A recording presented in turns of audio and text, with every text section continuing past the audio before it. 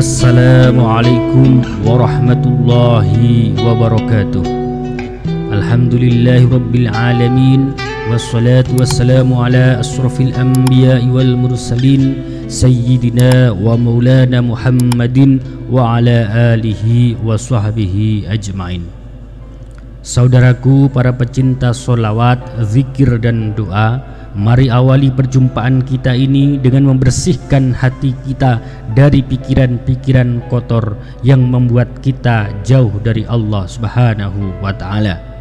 Sesungguhnya ketika kita berpikir positif dan selalu berhusnudzon kepada ketentuan dan takdir Allah, maka semesta akan ikut mendukung kita bahwa takdir baiklah yang akan Allah tentukan untuk kita semua.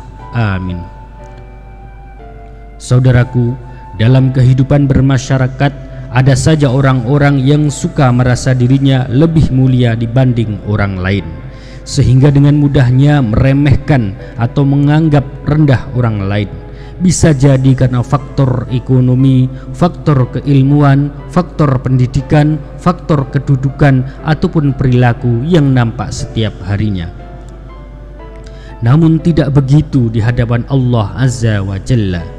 Terkadang ada orang menilai dirinya orang yang mulia, ternyata di sisi Allah dia sangat buruk. Sebaliknya, ada orang yang memandang dirinya hina, padahal di sisi Allah dia mulia.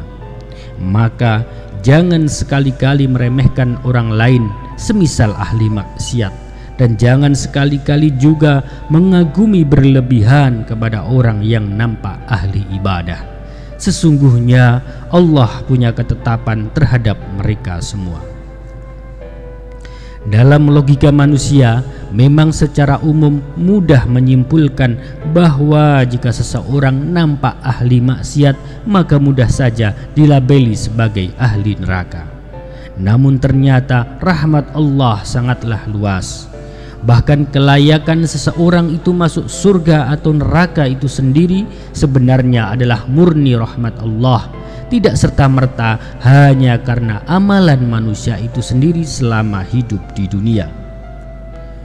Ada sebuah riwayat yang menyatakan bahwa seorang pelaku zina atau pezina dan pencuri pun berhak masuk surga.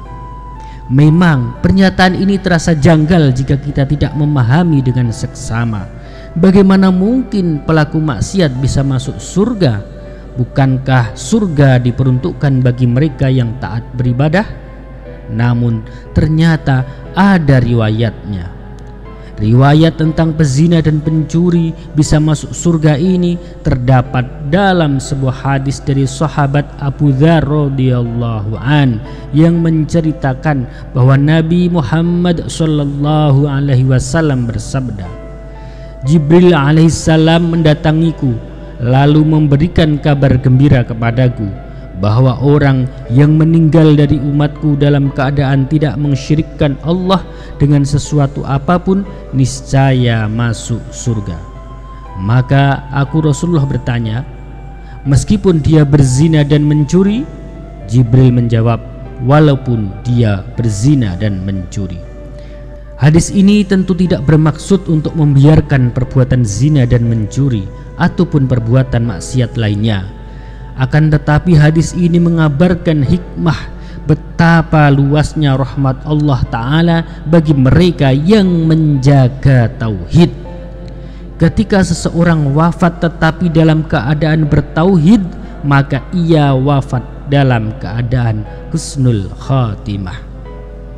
Dari hadis ini kita juga belajar bahwa penting sekali untuk mendawamkan kalimat tauhid la ilaha illallah. Kita beriman dan meyakini sepenuhnya bahwa tidak ada Tuhan, tidak ada sesembahan, tidak ada zat yang kita agungkan kecuali hanya Allah Subhanahu wa ta'ala. Kemudian kita juga harus mampu menerjemahkan kalimat tauhid tersebut dalam kehidupan sehari-hari dengan menjadi seorang muslim yang taat pada aturan Allah Subhanahu wa ta'ala, termasuk di dalamnya taat untuk menjauhi perbuatan maksiat seperti berzina dan mencuri. Semoga Allah Subhanahu wa Ta'ala selalu menjaga kita dan keluarga kita dari godaan syaitan yang terkutuk. Semoga Allah mengizinkan kita untuk senantiasa bertauhid kepadanya, hanya menyembahnya, hanya beribadah kepada Allah, hanya mohon pertolongan kepada Allah Subhanahu wa Ta'ala. Karena tidak ada zat sesuatu apapun yang mampu menyamai Allah. Hanya Allah, hanya Allah, hanya Allah yang Maha Esa, hanya Allah yang kita sembah. Dan semoga kita termasuk ke dalam golongan orang-orang yang beriman hingga akhir hayat nanti. Amin ya rabbal alamin. Wa'afu minkum. Wassalamualaikum warahmatullahi wabarakatuh.